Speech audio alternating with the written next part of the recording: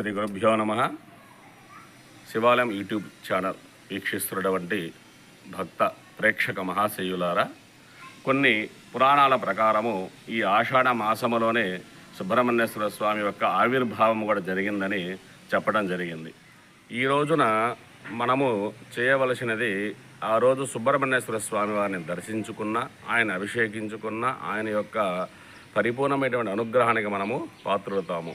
ముఖ్యముగా జాతకములో కుజ దోషం వల్ల వివాహాది శుభకార్యములు ఆలస్యమవుతున్నటువంటి వారు, అలానే సంతానము ఆలస్యమవుతున్నటువంటి వాళ్ళు, అలానే జాతకరీత్యా రాహువు కేతువు వల్ల కాలసర్ప దోషం ఏర్పడి ఆ సర్పదోషం వల్ల బాధింపబడుతున్నటువంటి వాళ్ళు, అలానే దశ మరియు అంతర్దశలలో రాహువు కేతువు జరుగుతున్నటువంటి వాళ్ళు, వీరందరూ కూడా ఆ రోజున కుమారస్వామి వారి యొక్క ఆవిర్భావ పర్వదినం రోజున స్వామివారికి క్షీరము, ఆవు పాలతో అభిషేకము మరియు విభూతితో అభిషేకము, అలానే గంధముతో అభిషేకము చేసి 108 నామాలతో స్వామివారిని ఎరుపు రంగు గల పూలతో పూజించటం ద్వారా వాళ్ళు జాతకంలో ఉన్నటువంటి కుజదోషము, రాహు మహర్దశ దోషము, కేతు మహర్దశ దోషము, అలానే సంతానము శీఘ్రముగా కలిగేదానికి కూడా ఈ యొక్క పూజ ఎంతో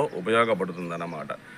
ముఖ్యముగా ఈ యొక్క కుజదోషం ఉన్నవాళ్ళు, అలానే సంతానం కోసం ఎదురు చూస్తున్నటువంటి వాళ్ళు, అంటే గురువారం రోజు మనము ఉపవాస దీక్ష తీసుకొని ఆ రోజంతా కూడా పూర్తి ఉపవాసం ఉండి శుక్రవారం నాడు స్వామివారిని దర్శించి అభిషేకం చేసుకొని స్వామికి సమర్పించినటువంటి మహానైవేద్యం ఏదైతే ఉందో అది స్వీకరించి ఆ తర్వాత వాళ్ళ గృహానికి వేగి మన గృహంలో ఆ రోజు విస్తరాకుల్లో కానీ లేదా అరిటాకులో కానీ సాత్వికమైనటువంటి ఆహారాన్ని భుజించాలి, స్వీకరించాలి. ఇది కూడా ఎప్పుడు చేయాలంటే ఆ రోజు మధ్యాహ్నం 12 గంటల, అంటే శుక్రవారం మధ్యాహ్నము 12 గంటల వరకే షష్ఠి తిథి ఉంది కాబట్టి ఈ లోపనే వాళ్ళు ఆ ఉపవాస దీక్షని విరమించాలి. అలా చేసిన వాళ్ళకి అత్యంత శీఘ్రముగా సంతానము, వివాహము కలిగి సుబ్రహ్మణ్యేశ్వర స్వామి అనుగ్రహంతో చక్కని వైవాహిక జీవితాన్ని వాళ్ళు పొందగలుగుతారు. ఈ సందర్భముగా మన రాపూర్ గ్రామంలో వెలసినటువంటి అత్యంత పురాతన శైవ క్షేత్రము శ్రీ పర్వతవర్ధని సమేత శ్రీ రామనాథేశ్వర స్వామి వారి ఆలయం, శివాలయంలో కూడా వేంచేసి ఉన్నటువంటి శ్రీ సుబ్రహ్మణ్యేశ్వర స్వామి వారికి